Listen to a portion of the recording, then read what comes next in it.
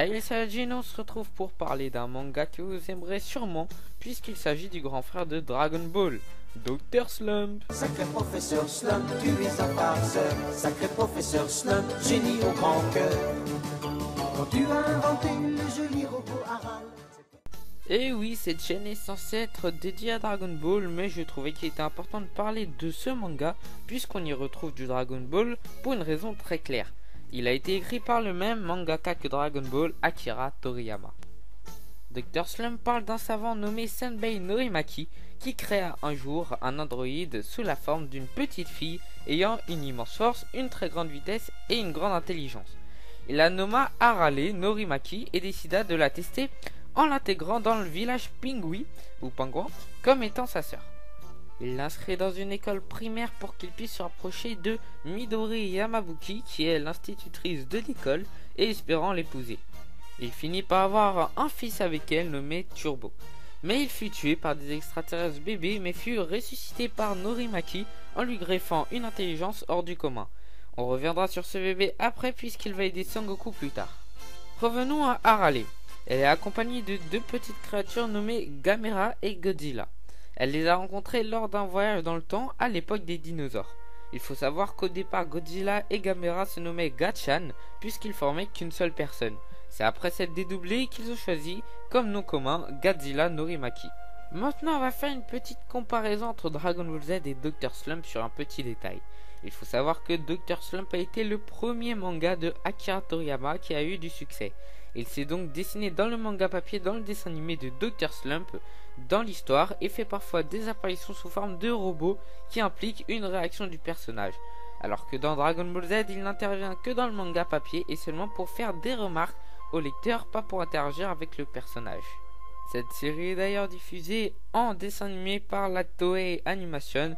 On peut dire que les dessins sont juste magnifiques pour l'époque. Et maintenant on va voir le rapport avec Dragon Ball Z. Après les 18 volumes pour le manga et les 216 épisodes pour l'anime, un assistant de Toriyama continua la série sous le nom du retour de Dr. Slump. Dans cette nouvelle série, notre cher Son Goku, héros de Dragon Ball Z, fait son apparition et se transforme en Ozaru.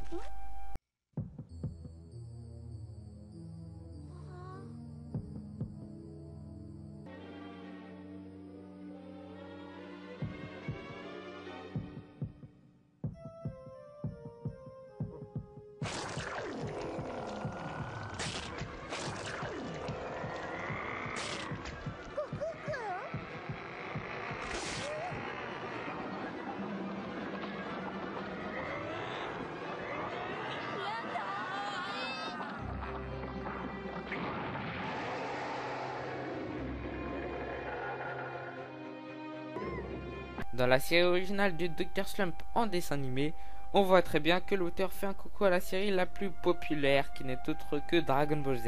Et il fait apparaître Yajirobe et Karid pendant une fraction de seconde.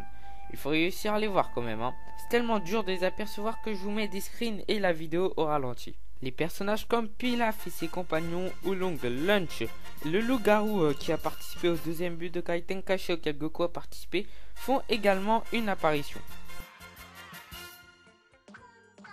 Chose assez marrante, un moment Arale et son ami jouent à un jeu vidéo et pas n'importe lequel. Il n'existe pas dans la réalité, même elle incarne Goku et Vegeta pendant un Budokai Tenkaichi. C'est stylé, non? Et quelque chose d'encore plus stylé, Midori Yamabuki se matérialise lui, Arale, Gamera et Godzilla dans le manga DBZ lors d'un combat entre Goku et Boo sous sa forme originale.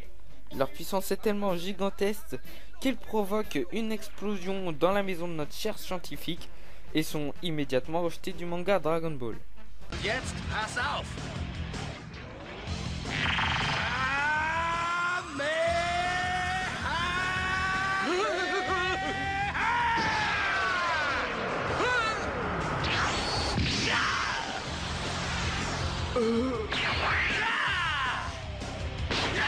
Los, Son Goku! Gib's ihm! Ey, wartet! Ich will mitspielen! Ich komme! Nicht Arale!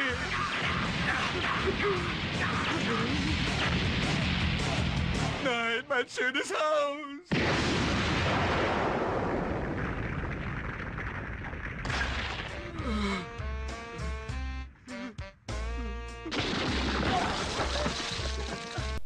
maintenant dans l'autre sens, Akira Toriyama a aussi intégré Harley, Gamera, Godzilla, Turbo, Midori Yamabuki et sa femme à la série DBZ et leur donna un peu d'importance. Et oui, Goku petit a eu une panne de radar pour chercher Dragon Ball et Harley l'a emmené voir son père pour qu'il l'aide à le réparer. C'est finalement Turbo qui le répara incognito pour laisser le mérite à son père. Une autre apparition d'Harley, de Godzilla et Gamera dans Dragon Ball. Lors du combat entre Goku et Tao Pai Pai, Harley fait tomber Tao Pai Pai en lui lançant un rocher.